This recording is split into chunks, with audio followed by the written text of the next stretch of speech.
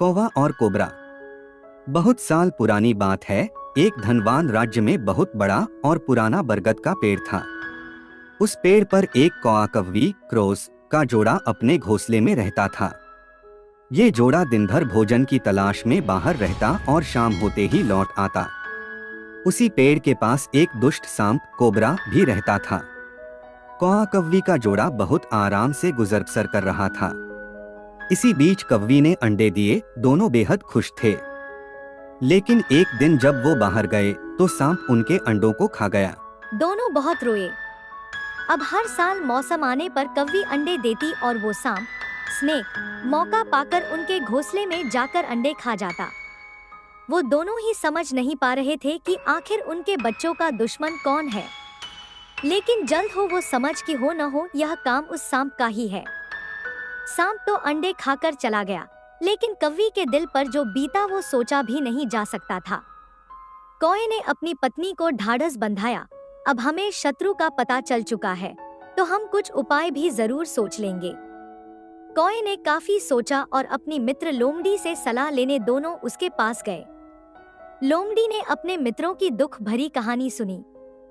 लोमड़ी ने काफी सोचने के बाद कहा, मित्रों, तुम्हें वह पेड़ छोड़कर जाने की जरूरत नहीं है। मेरे पास एक तरकीब है जिससे उस दुष्ट सर्प से छुटकारा पाया जा सकता है। लोमड़ी ने अपने चतुर दिमाग में आई तरकीब बताई। उन्होंने लोमड़ी को धन्यवाद दिया और अपने घर लौट आए। अगले ही दिन योजना अमल में लानी थी। दरअसल उस प्रदेश की राजकुमारी एक सरोवर में अपनी सहेलियों के साथ जल क्रीड़ा करने आती थी। उनके साथ अंगरक्षक तथा सैनिक भी आते थे। जब राजकुमारी और उनकी सहेलियां सरोवर में स्नान करने जल में उतरी तो योजना के अनुसार कौआ उड़ता हुआ वहां आया।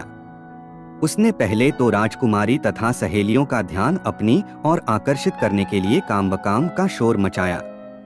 फिर राजकुमारी तथा उसकी सहेलियों द्वारा उतार कर रखे गए कपड़ों व आभूषणों में से राजकुमारी का प्रिय हीरे व मोतियों का विलक्षण हार में से एक हार चोंच में दबाकर ऊपर उड़ गया।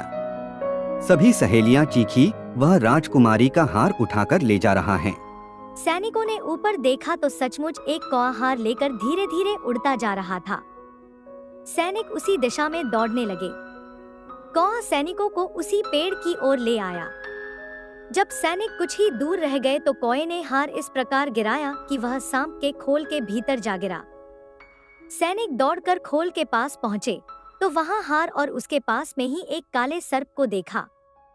सैनिकों ने भालों से उस सांप के टुकड़े टुकड़े कर डाले और वो दुष्ट सांप मर गया। कौआ कव्वी बेहद खुश थे।